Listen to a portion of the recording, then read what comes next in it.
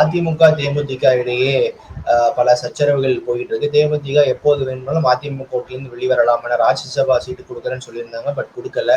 2026 பார்த்துக்கலாம் சொல்லியிருக்கிறாங்க. ஸோ தேமுதிக ஒருவேளை வெளியேறும் பட்சத்தில் தாவேகாவுடன் கூட்டணி அமைக்க வாய்ப்பு இருப்பதாக பேசப்படுகிறது.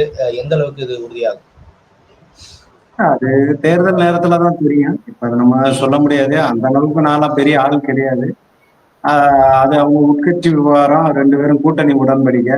அவங்க வந்து என்ன பண்ணாங்கன்னு தெரியல.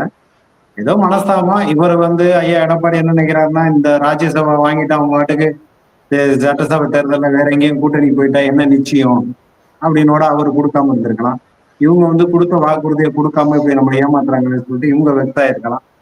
ஆனா என்னை பொறுத்த வரைக்கும் தமிழக வெற்றி கழகத்தின் தலைமையை ஏற்று அம்மா பிரேமலதா விஜயகாந்த் வருவதற்கு வாய்ப்புகள் நிறைய இருக்கு. ஏன்னு சொல்றேன்னா, அவங்க 2021 புதிதாக கட்டி ஆரம்பிச்ச அம்மா மக்கள் முன்னேற்ற கழகத்தின் தலைமையை ஏற்று 60 சீட்டுகளை பெற்றுக்கொண்டு 1.somethingல வாக்கு வாங்கினாங்க. அதனால ஈஸியா வந்து அவங்க வந்து தமிழக வெற்றி கழகத்தின் கொள்கையை ஏற்றுக்கொண்டு வர்றதுக்கு உண்டான வாய்ப்புகள் நிறைய இருக்கு. அதிகபட்சமா திமுக பக்கமும் போறதுக்கான வாய்ப்பு இருக்கு. ஏதாவது ஒரு ராஜ்யசபா சீட்டு, ஒரு 3 எம்எல்ஏ சீட்டு வாங்குறதுக்கு வாய்ப்பு நிறைய இருக்கு. இதெல்லாம் ஒரு ஊகத்தின் அடிப்படையில் தான் சொல்றேன். ஆனா 2மே நடக்கிறதுக்கு வாய்ப்பு இருக்கு. ஆனா அதிமுக பக்கமும் போறதுக்கு வாய்ப்பு இருக்கு.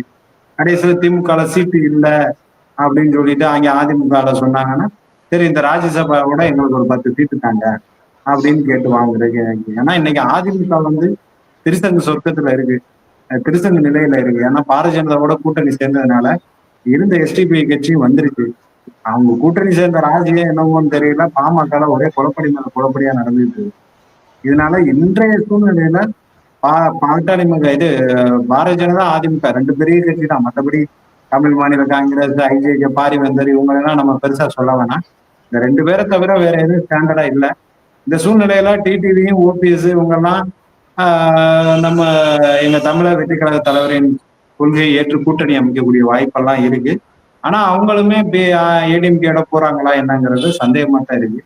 அப்போ இப்போ இன்றைய சூழ்நிலையை பொறுத்து நம்ம எதுவும் கூட்டணி கணக்கு போட முடியாது. தேமுதிகவுக்கு ஏற்பட்டது அவங்க தொகுதி உடன்பாடுல ஏற்பட்ட தொண்டர்களுக்கு விருப்பம் இருக்கு. தேமுதிக தொண்டர்கள் விஜய் அவர்களோட சேர வேண்டும் அப்படின்னு சொல்லிட்டு பதிவிடுறதை நம்ம பார்க்க முடியுது சமூக வலைதளங்கள்ல. தேமுதிக தொண்டர்கள் இயல்பாவே எங்க தலைவரின் ரசிகர்கள் தான். அவர் செந்தூர பாண்டியன் தம்பி. அதனால அதன் அடிப்படையில நிறைய பேர் விருப்பப்படுறாங்க. அதனால வந்து சேர்றதுக்கு உண்டான வாய்ப்பு நிறைய. சமீபத்தில் பார்த்திருப்போம் ஆதவ் அர்ஜுனா மற்றும் குஷியானந்த் அவர்கள் தனிப்பட்ட முறையில் பேசிக்கொண்ட விஷயங்களை சமூக வலைதளங்களை பரப்பி ஒரு சிலர் கண்டிச்சு வந்துட்டு இருந்தாங்க. எடப்பாடி அவர்கள் உரிமையில் பேசிட்டார் அப்படின்னு சொல்லிட்டு இதற்கு ஆதவ் அர்ஜுனா அவர்களும் விளக்கம் கொடுத்திருந்தார். அந்த விளக்கத்தை பார்த்தீங்களா? ஏற்றுக்கொள்ளும்படியா இருந்துச்சா? யதார்த்தமா 2 பேரும் நடந்து போகும்போது கேஷுவலா பேசினது அதை யாரோ சில விசக்கிரமிகள் அல்லது ஒரு எதிர்பாராத விதமா எடுத்து அது சமூக வலைதளத்துல பரப்பிட்டாங்க. அதுக்கு வந்து தேர்தல் பிரிவு மேலாண்மை பொதுச் செயலாளர்கள் வந்து அண்ணன் அவர் வந்து ஒரு வருத்தம் தெரிவிச்சிட்டாரு. அதையெல்லாம் நான் விமர்சனம் பண்ற அளவுக்கு பெரிய ஆள் கிடையாது. நமக்கு அந்த இது எதுவும் கிடையாது. இதெல்லாம் கடந்து போறதுதான் இது. ஏன்னா அவர்களும் ஐயா எடப்பாடி அவர்களுமே பெருந்தன்மையா அவங்க ஏதாவது ஒரு தவறு பண்ணுவாங்களா, தமிழக வெற்றி கழகம் ஏதாவது ஒரு தவறு அளிப்பார்களா, அதை ஊதி பெரிதாக்க மாட்டோமா அப்படின்னு காத்துட்டு இருக்கிறாங்களா? ஏதாவது ஒரு சின்ன விஷயம் கிடைக்கணும்ட்டு உளவுத்துறையா இருக்கட்டும், உளவுத்துறையா இருக்கட்டும், கட்சிக்காரர்களா இருக்கட்டும் காத்திருக்கிறார்களோ? நாங்க ஏதாவது தவறு செய்வோம், அந்த தவறினை மையப்படுத்தி அதை ஊதி பெருசாக்கி பேனை பெருமாளாக்கி பெருமாளை பேனாக்கி இப்படி ஏதாவது ஒண்ணு பண்ணுவோம் அப்படிங்கிற மாதிரி வந்து திராவிட மாடலின் வெற்றி விளம்பர மாடல் அரசு வந்து பண்ணி. விஜய் அவர்கள் ஒரு கல்யாணத்துக்கு போறாரு, கோவால கீர்த்தி சுரேஷ் அவர்களுடைய கல்யாணத்துக்கு போறாரு. அப்போது அவங்க அந்த போர்டிங் பண்ணும்போது ட்ரிஷாவோட இருக்கிற அந்த புகைப்படம் வந்து வெளியாகுது. ஸோ யார்கிட்ட இருந்து வெளியாகுது அப்படின்னு பார்க்கும் உளவுத்துறை தான் வெளியிட்டு இருக்க கூடும் அப்படின்னு சொல்றாங்க.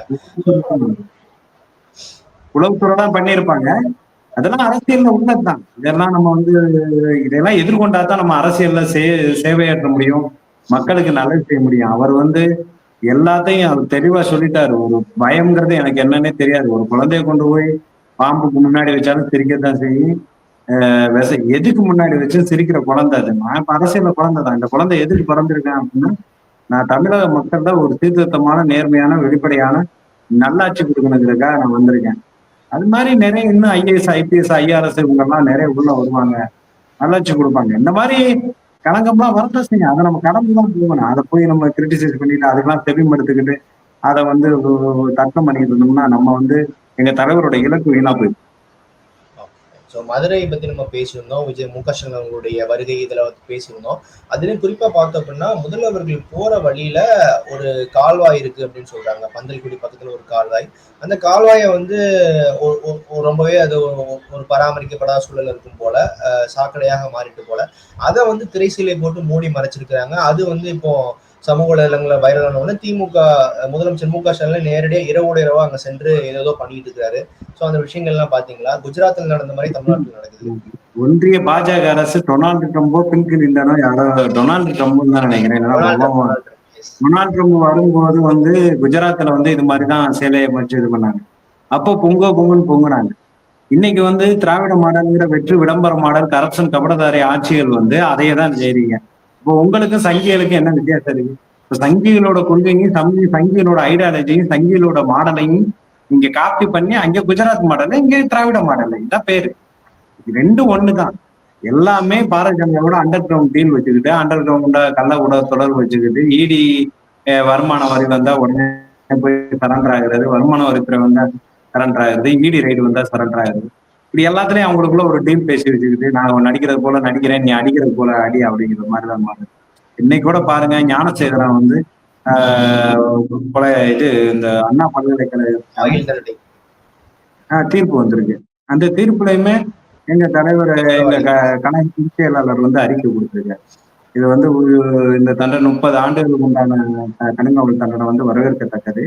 ஆனா இந்த கொலை குற்றவாளியை வந்து நீங்க வந்து ஒரு நேர்மையான ஆள்ங்கிற மாதிரி முதல்வரே சட்டசபையில பேசுறாப்புல அப்படிங்கிற மாதிரி சொல்றாரு. ரெண்டாவது இது வந்து எதிர்கட்சி தலைவர், எதிர்கட்சிகள், பொதுமக்கள்லாம் கொந்தளிச்சு நடத்திய ஆர்ப்பாட்டம், அதுல பெரும்பங்காற்றிய தமிழக வெற்றி கழகத்தின் ஆர்ப்பாட்டத்தினால கிடைச்ச நீதி.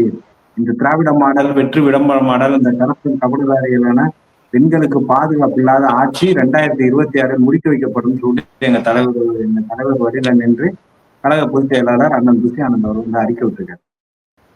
சோ எல்லாமே திராவிட மாடல் ஆட்சி எல்லாமே வெற்றி விளம்பர மாடல் தான். எல்லாம் பாக்குறதுக்கு இங்க இருந்து நாங்க அதை செஞ்சோம், இதை செஞ்சோம், அப்படி செஞ்சோம், இப்படி செஞ்சோம் அப்படிங்கிற மாதிரி பேசிக்கிட்டு தான் இருக்காங்க.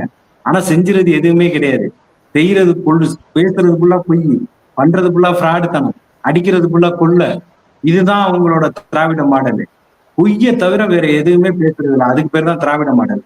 எதையாவது உண்மை உள்ளபடி இப்ப இன்னும் சொல்லுங்க, செந்தில் பாலாஜி வந்து ஏடிஎம்கேல இருக்கும்போது என்ன பேச்சு பேசுறாரு, இங்க வந்தா தியாகி ஆயிடுறாரு. அதே என்ன என்ன அவங்க இஷ்டத்துக்கு தகுந்தது மாதிரி மாறிக்கிறது, இஷ்டத்துக்கு தகுந்தது மாதிரி பேசிக்கிறது.